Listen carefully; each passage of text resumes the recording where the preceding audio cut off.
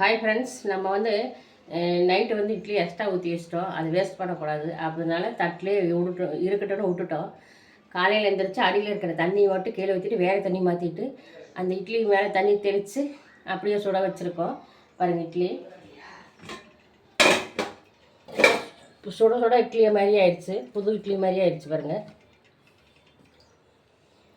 அப்புறம் எப்போவுமே வாழை இலையில் சாப்பிட்டா முடி நரைக்காது, உடம்புக்கு ரொம்ப நல்லது. அதனால் வாழை இலையில் வாருனா கூட எடுத்து வச்சு சாப்பிட்ருவோம். எங்கள் பழக்கம்.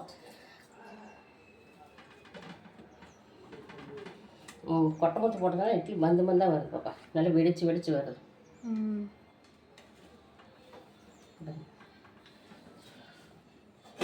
ஃபுட்டை வேஸ்ட் பண்ணாதீங்க எப்போவுமே.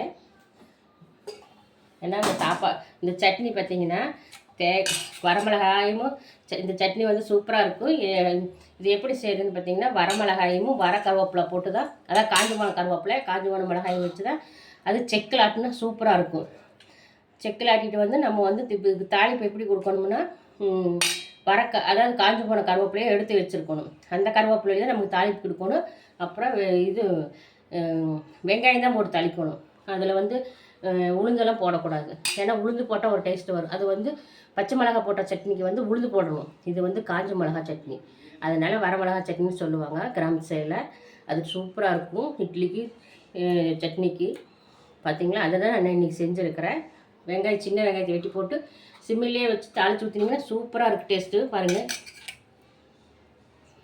சுட சுட 2 இட்லி எடுத்து வச்சு இந்த சட்னி எடுத்து வச்சு சாப்பிட்டா அவ்வளோ சூப்பராக இருக்குங்க.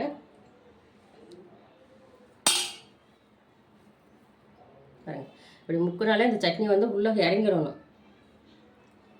சூப்பராக இருக்கும். பாருங்கள் ஃப்ரெண்ட்ஸ், சூப்பராக இருக்குது இட்லிக்கு சட்னிக்கு. பாய். வாங்க ஃப்ரெண்ட்ஸ், சாப்பிட்லாம். ஆமாம் பாரு, நான் மறந்துட்டேன் போயிட்டேன். வாங்க சாப்பிடலாம். இட்லிக்கு வந்து பெசாமல் சாப்பிட்டுட்டு இருக்கிறேன். ஓகே ஃப்ரெண்ட்ஸ், எங்கள் வீட்டு டிஃபன் எப்படி இருக்குன்னு பார்த்துட்டு கமெண்ட்டில் சொல்லுங்கள். பிடிச்சிருக்கு கண்டிப்பாக எல்லாத்துக்குமே.